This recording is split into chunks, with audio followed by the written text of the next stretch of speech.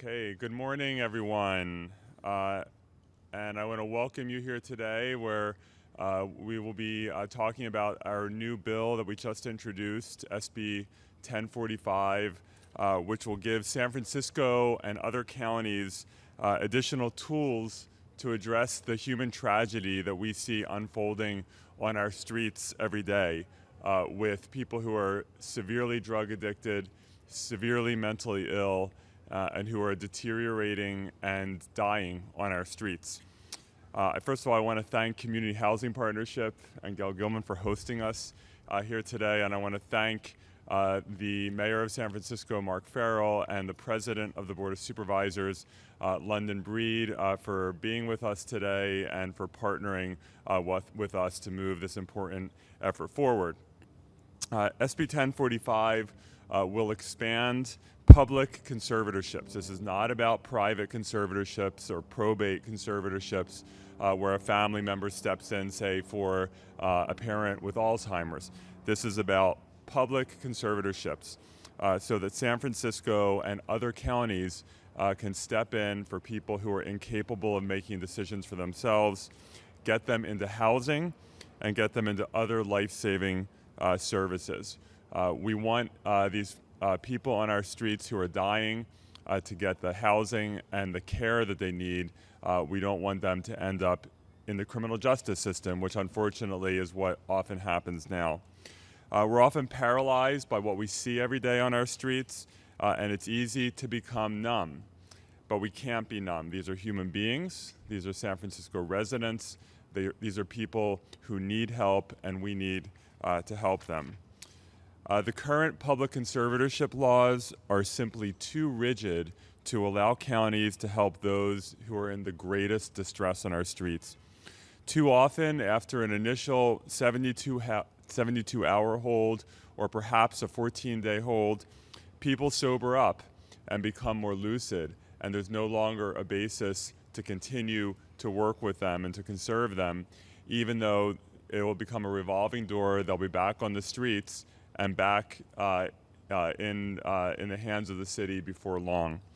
Our current public conservatorship laws are particularly ineffective in addressing severe drug addiction because people can sober up and become apparently lucid, even though we know they will spiral down again. SB 1045 addresses this problem by expanding public conservatorships so that San Francisco and other counties have more tools to help these individuals. To be clear, conservatorships are a very serious thing.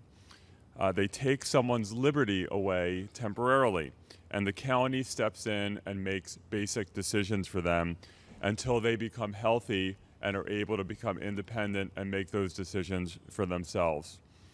California's conservatorship laws have significant checks and balances, including judicial oversight, and SB 1045 will continue those checks and balances. We want to avoid the abuses and avoid the bad old days when people were institutionalized for mental health issues that frankly didn't require institutionalization.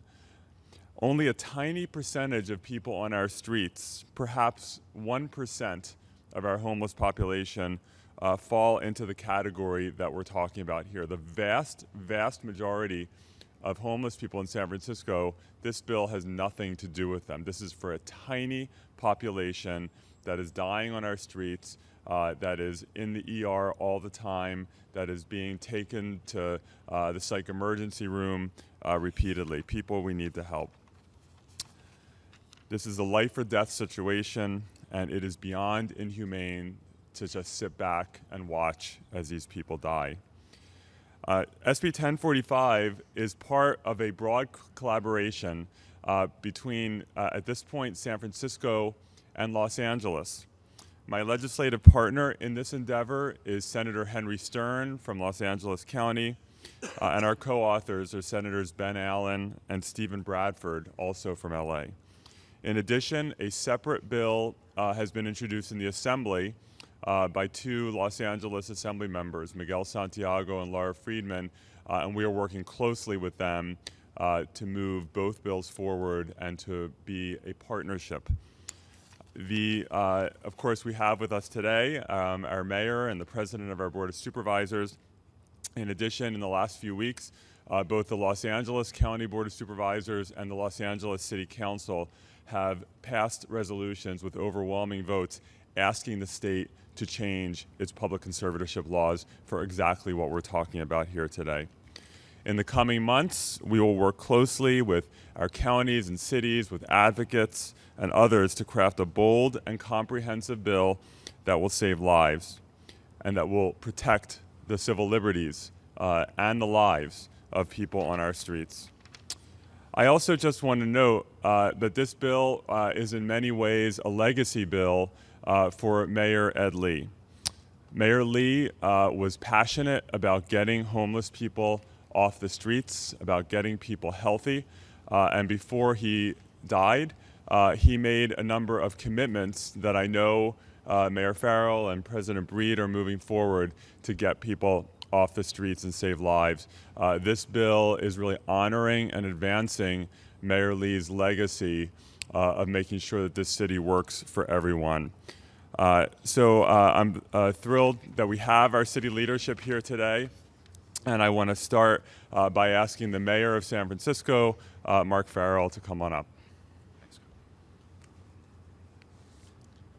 Thank you, Senator Wiener. It's rare that I have to turn a microphone down when I get up to speak. So first, I want to start by thanking Senator Wiener as well as Senator Stern for their leadership on this issue. It's obviously a very sensitive topic, but one that we need to address as a city, as a state, certainly as a country as well. You know, in San Francisco, we do have a mental health crisis on our streets, and Senator Wiener's bill will go a long way towards improving our situation here in the city of San Francisco. We have to explore new ways to help these individuals. The status quo is simply unacceptable. You know, we currently offer a broad range of services as a city for the mentally ill on our streets, but we know that many individuals simply need more help. They're unable to care for themselves. They're unable to deal with the challenges that they face on the streets. And as everyone here can attest, we are constantly looking for ways to break the cycle of people in jail, in hospitals, and back on our streets.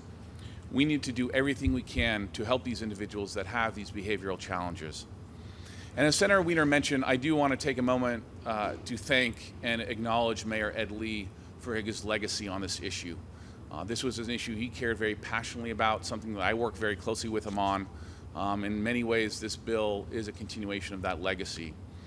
And Mayor Lee, before he passed away in the fall of last year, started and launched in October, quite frankly, of 2017, almost a half a year ago now, an integrated care team, where we have multi-agencies within the city of San Francisco looking at the most prolific, the 40 to 50 people that continue to circle in and out of our systems here in San Francisco, and ways that we can more effectively help them, ways that we can work better as a city. This team meets every 2 weeks to track these individuals and how they're doing on our streets, and how we as a city are helping them get off the streets and hopefully onto better lives on their own 2 feet. Mayor Lee spent the last few months of his life working on this issue, and this integrated care team is a result of it. And I want to thank him for all of his hard work. You know, a few years ago, I worked with a number of those behind me on the Board of Supervisors to draft and pass Laura's Law here in San Francisco. And during the drafting of that and working with advocates, we heard from so many families here in San Francisco about the pain that they were suffering with mental illness in their families. And as a father, I cannot imagine what it is like to feel helpless, to have members of your family, children, and in many instances we heard of people who had elders and parents who had mental health issues, and the sheer fact that they were unable to help these individuals was shocking, and something that we were proud to pass at the Board of Supervisors. And I am so glad that the senators and Senator Wiener, through his leadership, have introduced this legislation to the state. It is something I am very proud to support and sponsor, because I do believe, as we did with Laura's Law, it's so important to convene the experts on this issue, to work with our advocates, work with our community, but ultimately do what's right for the city of San Francisco, in this case as well, the state of California. And if we're going to address the challenges on our streets, we need new ideas, we need new efforts, we need new laws to help those that are truly in need and deserve our support. I do look forward to being an active partner with Senator Wiener up in Sacramento in this endeavor, and to work with our Sacramento delegation here in San Francisco and our providers, advocates, and public agencies on this issue. This is critically important to the city of San Francisco. It's critically important to those that need our help on the streets of San Francisco, and I couldn't be more proud to both support this bill and sponsor it up in Sacramento. Thank you.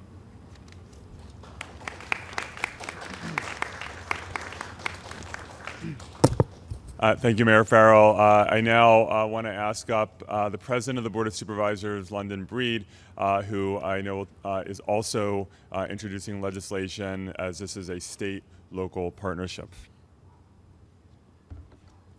Thank you, Senator. Thank you, everyone, for being here today. Good morning and welcome to District 5.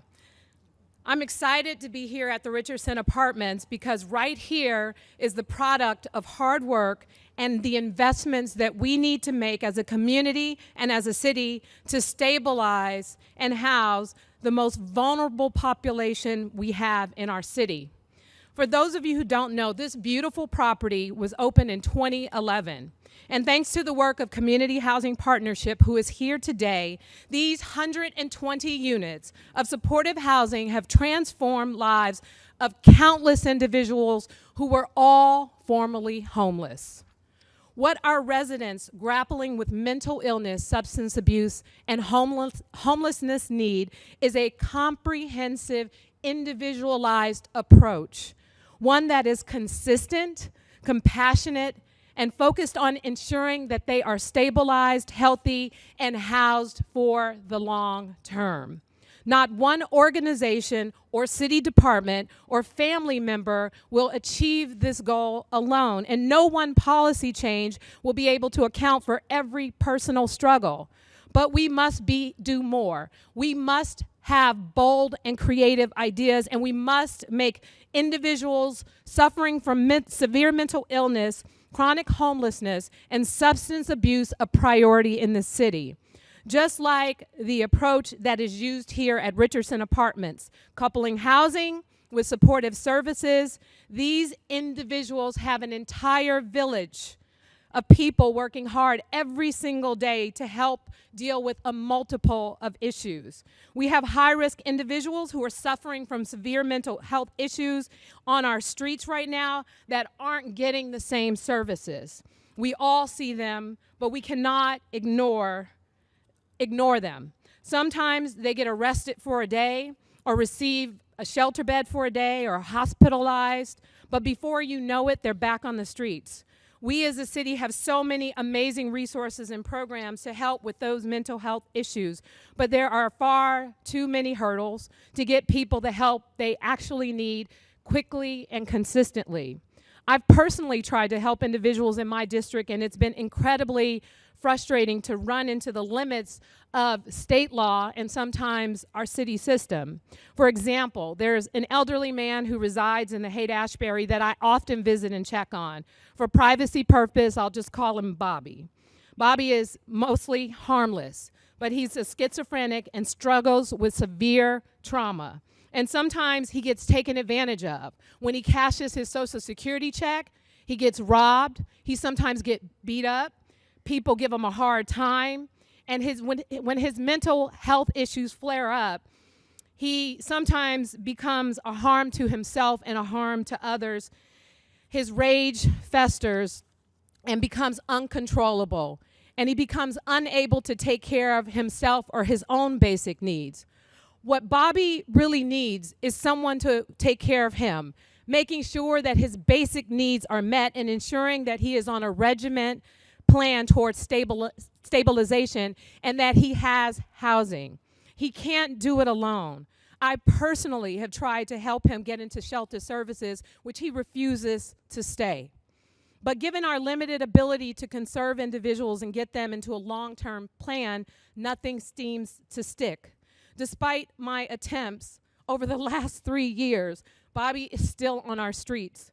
How can we expect Bobby to navigate this system, As a public servant, as a leader, and as people, this city is counting on us to look at this issue a lot differently than we have before.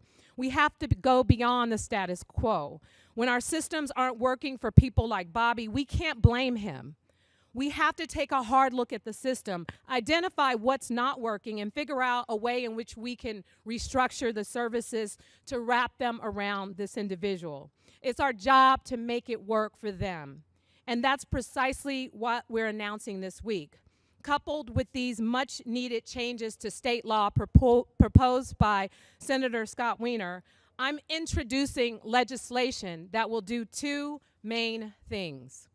Number one, it will decriminalize mental health issues by transferring the responsibility for our current conservatorship program from the district attorney's office to the city attorney's office.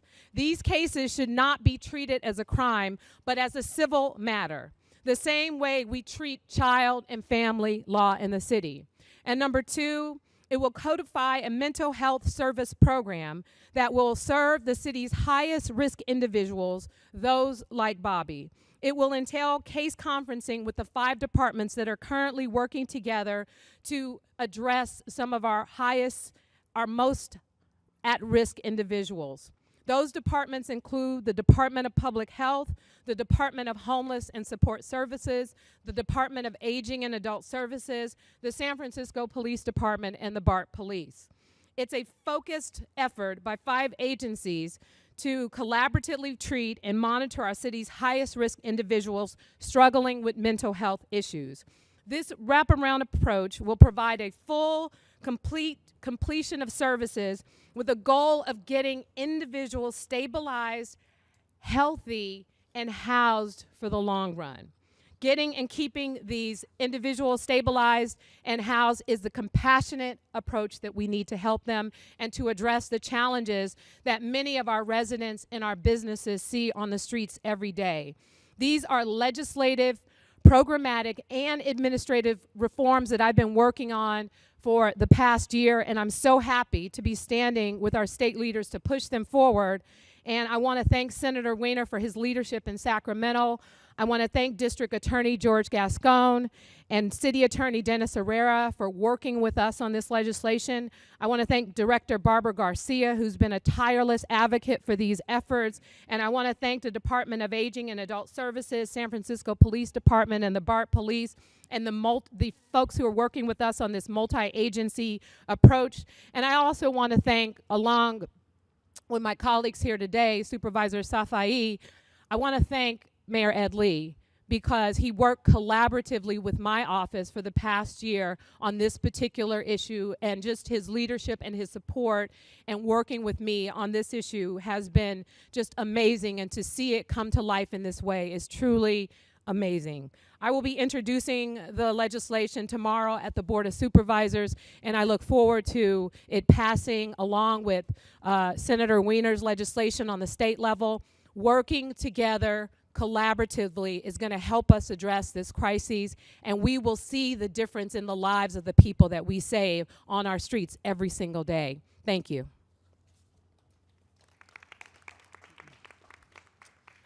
Thank you, thank you, President Breed. I want to acknowledge Supervisor Asha Safai, who is here right behind me, and also former Supervisor Angela Eliotto.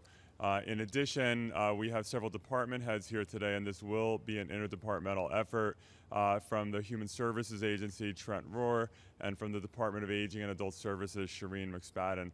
I next want to invite up, because this is fundamentally a health issue, not a criminal issue, our Director of Public Health for the City and County of San Francisco, Barbara Garcia. Thank you. Barbara Garcia, Director of Health. Thank you, Senator Wiener and President Breed, for introducing legislation at the state and local levels to make improvements in our systems. Conservatorship reform is an issue that I've been working on for many years, and many times we came across the issue of what the law was. Even though many patients of ours we see over and over again, at the moment that they present themselves to the judges, they look good because they've been in a hospital for a couple of days. But then they leave and we start all over again. And again, the laws that are present today inhibit us to do the kinds of work that we believe that they need, including the fact that many of these patients and residents of our communities will have an appeal process. They have representation, as Senator Wiener talked about. I want to thank Mayor Farrell for continuing the commitment, and at the heart of the work of the Health Department is the responsibility of providing care to the most vulnerable populations. I worked for at least 2 to 3 years with Mayor Lee on these same issues, and we continued to find that the laws just became a barrier for us to really provide the long-term care that we know that patients need. We also were part of the opening of this Richardson when housing was under the Health Department, and we know that people with mental illness and addiction do so much better with housing. And so this important combination of housing and treatment, I believe, will be the success, including the changes of the law. Treatment support, care, and housing are critical to need to reduce the suffering and to save lives. So we support the reforms, particularly because they add addiction. And we know that we see the results of the shortfall of our current system every day. In psychiatric emergency services, this is our psychiatric emergency room, where half the patients also have an addiction problem, and more of them because of our methamphetamine epidemic. And that means that in 24 hours, they look much better, but what you see in the streets looks like mental illness. And in street medicine, we have a street medicine team that goes out to serve people, particularly the chronically homeless. They cannot make progress on their own towards health and well-being without being housed and without treatment. So in San Francisco, we're always looking at the local level for new programs and innovations to address the needs of people who are homeless, mentally ill, who struggle with addiction, and who go through the revolving door of emergency services. We have incorporated over 100 new beds of different levels of care to ensure that those who are in need through this program have the treatment services. And I know when we partner with the Homeless Department of Housing, we will provide the magic combination of treatment, law enforcement, the court enforcement, because courts will really help us to ensure that individuals continue their care, and also with housing. Thank you so much for your time today and your focus on this issue.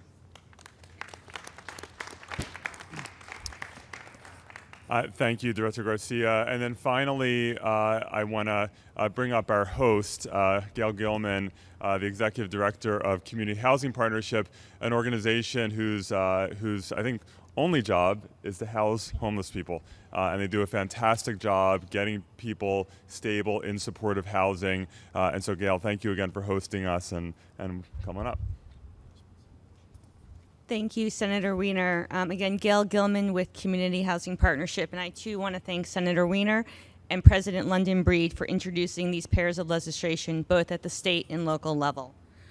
These pieces of legislation will give communities across the state and will give the community here in San Francisco the ability to come together and really craft solutions for those who need it most, for those individuals on our streets who are at a state where they can no longer care for themselves and make the right choices.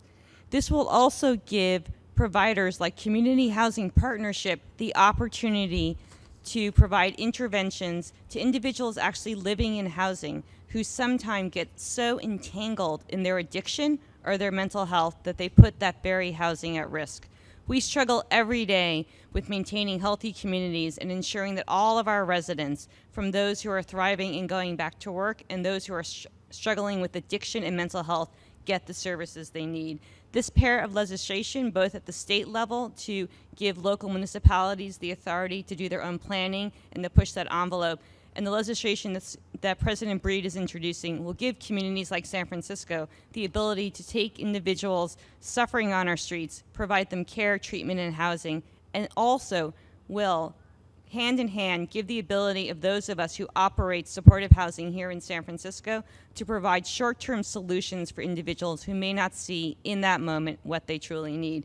We are excited by this, and we are excited to participate in the planning efforts that will be happening both at the local and state level. We know that housing, treatment, services can work, and that this is one more tool in our toolbox to help have a stable and thriving society. Thank you.